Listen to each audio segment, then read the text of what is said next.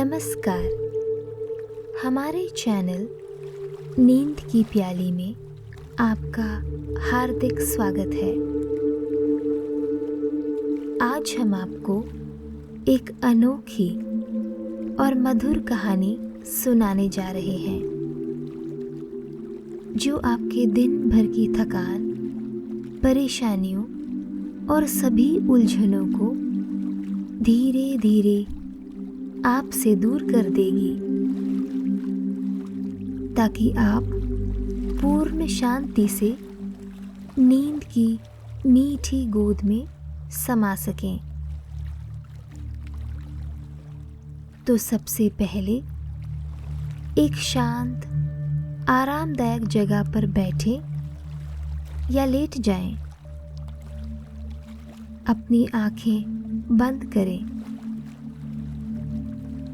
और धीरे धीरे अपनी सांसों पर ध्यान केंद्रित करें। गहरी सांस लें और उसे धीरे धीरे बाहर छोड़ें।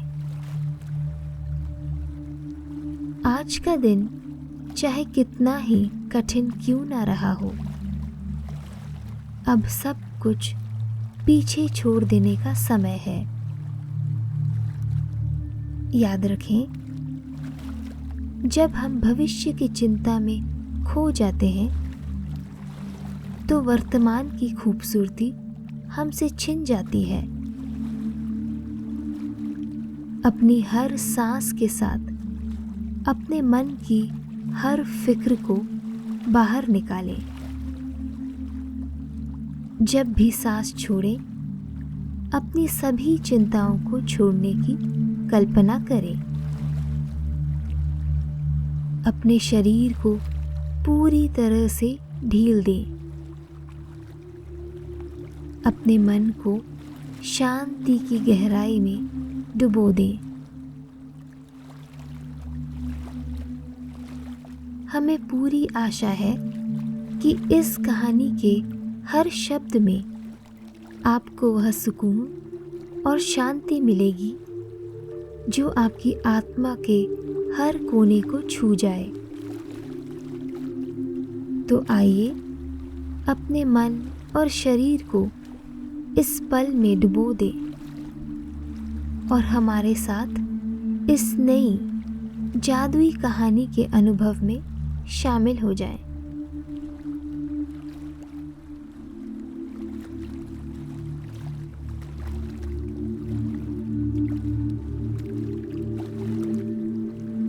यह कहानी एक बुजुर्ग महिला की है जो शोभा नाम से जानी जाती थी।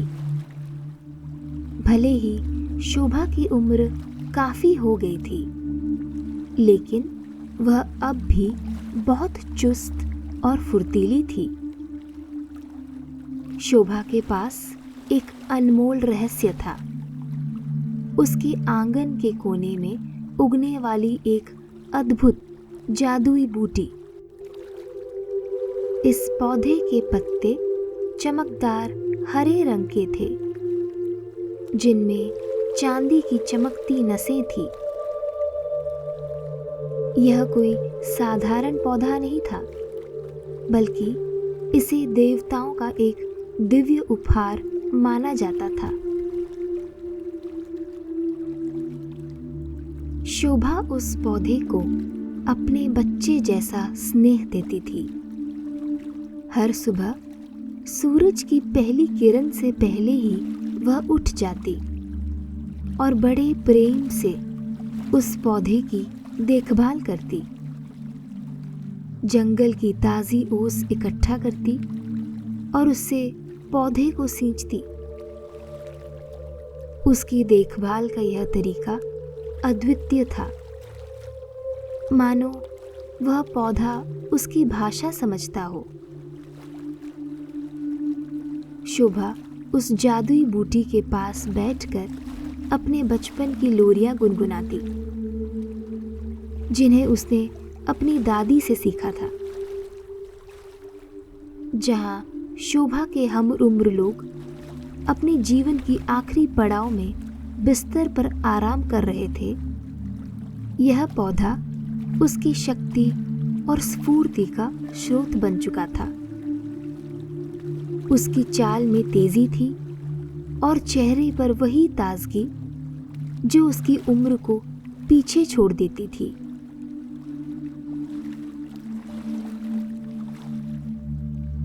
कुछ लोग शोभा की बातों को छलावा मानते थे, तो कुछ लोग उसकी गुप्त शक्ति को लेकर उत्सुक रहते थे। एक दिन गांव का एक छोटा लड़का गंभीर रूप से बीमार हो गया। उसके माता पिता ने हर उपाय आजमाया, लेकिन कोई भी दवा काम नहीं आई। आखिरकार उस लड़की की माँ शोभा के पास पहुंची और अपने बेटे के लिए मदद की भीख मांगी। शोभा का दिल द्रवित हो उठा। वह उस माँ को अपने आंगन में ले गई, जहां अपनी चमक बिखेरती हुई वह जादुई बूटी खड़ी थी। शोभा ने धीरे से एक पत्ता तोड़ा और उसे माँ को देते हुए कहा, इसे पानी में उबालकर 2 दिनों तक अपने बेटे को सूर्यास्त से पहले पिला देना। माँ ने ऐसा ही किया और चमत्कार हुआ। कुछ ही दिनों में लड़का ठीक हो गया। इस घटना के बाद पूरे गांव में शोभा और उसकी जादुई बूटी के चर्चे फैल गए। गांव वाले अपनी बीमारियों और दुखों का इलाज करने के लिए उसके पास दौड़े चले आते। शोभा के आंगन की वही बूटी अब गांव भर में प्रसिद्ध हो चुकी थी। लोग इसे किसी चमत्कारी औषधि से कम नहीं मानते थे। लेकिन इन सब के बीच एक लालची अमीर आदमी ने भी इस बूटी की शक्ति के बारे में सुना। उसके मन में लालच भर गया और उसने सोचा कि अगर यह बूटी उसके पास हो तो वह सभी बीमारियों से बच सकता है और शायद अमर भी हो जाएगा। अपनी इसी लालच को पूरा करने के लिए वह सीधा शोभा के पास पहुंचा। उसने शोभा से कहा, मैं तुम्हें ढेर सारी दौलत दूंगा, बस मुझे यह जादुई बूटी दे दो। लेकिन शोभा ने बड़ी शांति से उसे मना कर दिया। उसने धीरे से कहा, यह बूटी मेरे लिए नहीं है, यह देवताओं का दिया हुआ वरदान है, जिसे मैं किसी को बेच नहीं सकती। इसे किसी की निजी संपत्ति नहीं बनाया जा सकता। शोभा के ये शब्द साफ बता रहे थे कि वह इस बूटी को न केवल एक पौधे के रूप में देखती थी, बल्कि इसे एक पवित्र देन मानती थी जो लालच से परे थी। उस अमीर आदमी ने शोभा की बातों पर ध्यान ना देते हुए अपने नौकरों को वह पौधा चुरा कर लाने का आदेश दिया।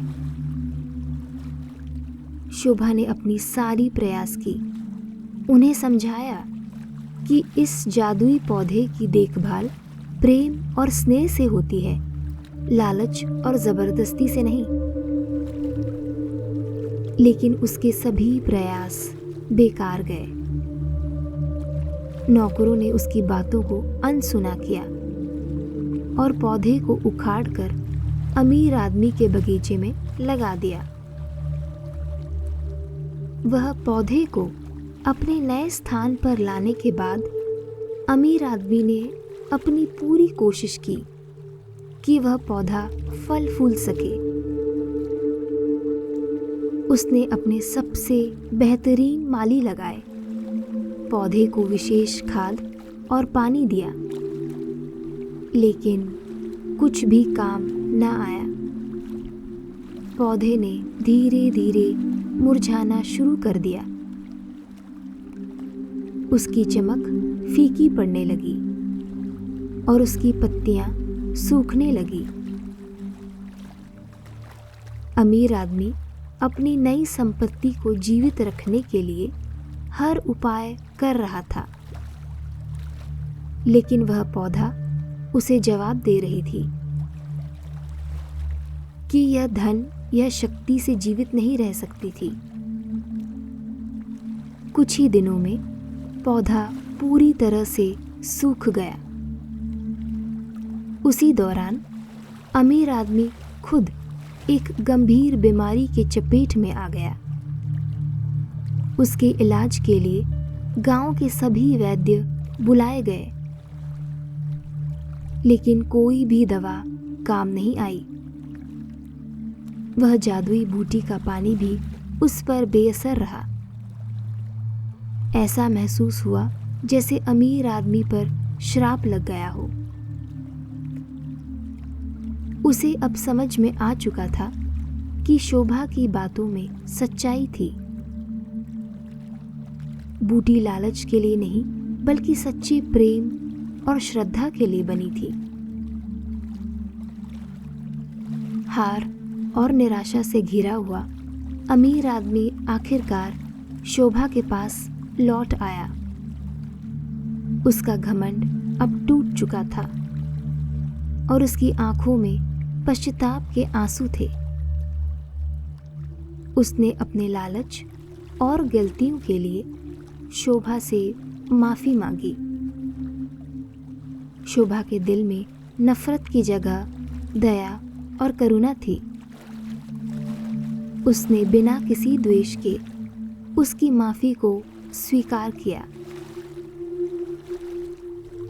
शोभा उसकी मदद के लिए उसके घर गई, जहां वह जादुई बूटी जो मुरझा चुकी थी अब एक बार फिर जीवन के संकेत देने लगी।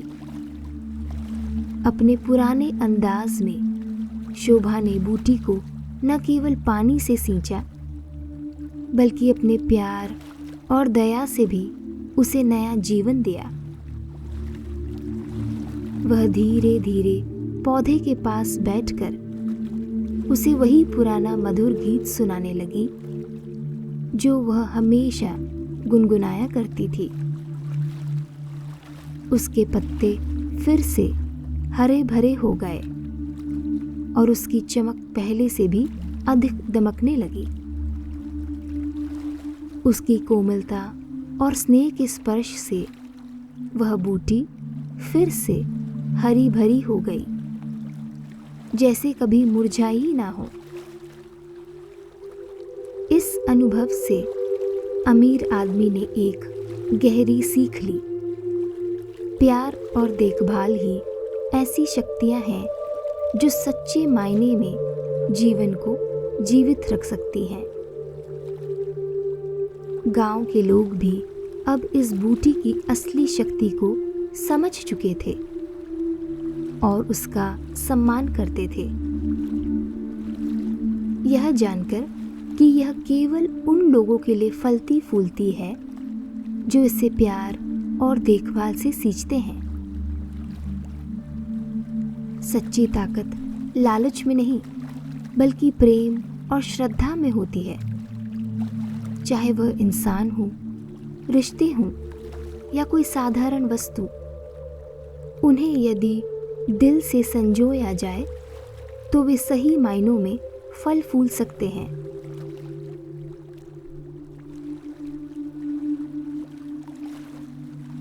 इस कहानी के समाप्त होने पर हम आशा करते हैं कि आप विश्राम की उस गहराई में उतर चुके होंगे जहां केवल शांति और सुकून का एहसास है।